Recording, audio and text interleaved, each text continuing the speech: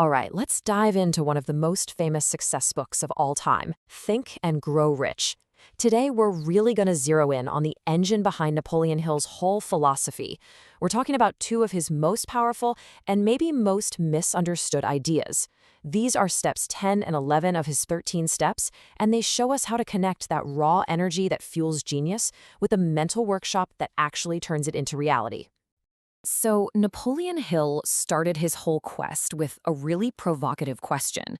After studying more than 500 of the wealthiest, most successful people of his time, we're talking Andrew Carnegie, Henry Ford, you name it, he had to know, what was that raw driving force that just separated them from everybody else?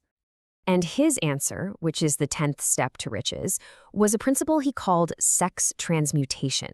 Now, stay with me here, because Hill wasn't just talking about the physical act. He was talking about something much bigger, harnessing our most powerful, primal human energy and redirecting it, channeling it toward a specific goal. I mean, Hill does not mince words here. He makes the connection crystal clear. He's arguing that this fundamental human drive, when you learn how to channel it, becomes the very energy that fuels creativity, genius, and leadership. In his eyes, it's the raw power that builds empires and creates timeless art. So, what does this actually look like in practice? Well, it's the art of taking all that immense emotional power and redirecting it away from a purely physical outlet and pointing it toward a creative one. The key here is that it's not about suppression, it's about transformation. It's about converting that raw desire into creative genius. And when Hill looked at all these incredibly successful people, he found this was a common thread that ran through all of them. He wrote that they all possessed this highly developed energy, and this is the important part. They had mastered the art of transmuting it. For him, this wasn't just, a nice to have, it was completely non-negotiable for massive success. And Hill wasn't shy about naming names either. He pointed to historical giants like these guys, arguing they were all known to have this incredibly powerful drive. He was convinced that their ability to channel it was a huge factor in their legendary accomplishments. Okay, so this brings up a huge question. You have all this creative energy, what do you do with it? How do you actually use it? Well, Hill argued that it's useless without an engine to put that power to work.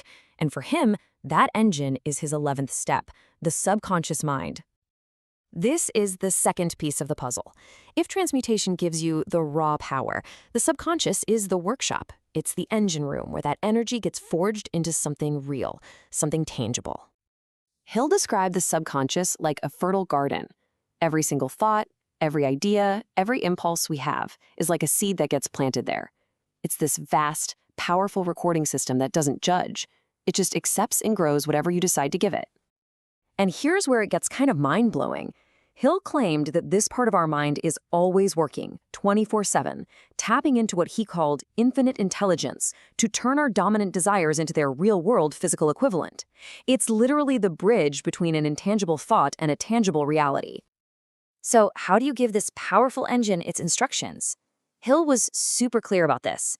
Plain, unemotional thoughts, they have almost zero effect. He argued that the subconscious mind only responds to thoughts that are supercharged with feeling, with emotion. Emotion is the only language it really understands. And that brings us to the final piece that ties this whole system together. So if sex energy is the power and the subconscious is the engine, then emotion is the fuel. And, as you can imagine, the type of fuel you use matters a lot. Hill laid out 7 major positive emotions and 7 major negative ones. Look at the positive side: desire, faith, love, sex. These are the high-octane fuels that are going to propel you toward your goals. But then you look at the negative side: fear, jealousy, hatred. These are poisons. They're like sludge in the engine, and they will just as surely create destructive outcomes. And this, right here, is the critical takeaway. Your subconscious is totally impartial. It's a powerful tool that just doesn't care what it builds. It will translate a thought driven by fear into reality just as easily and quickly as one driven by faith. The responsibility for what you feed it, well, that's entirely on you. Okay, so let's wrap all this up. Let's recap this entire process into a simple, actionable blueprint for how you can harness this incredible power inside your own mind. Really, it boils down to these 3 steps. First, you have to cultivate a burning desire for something definite.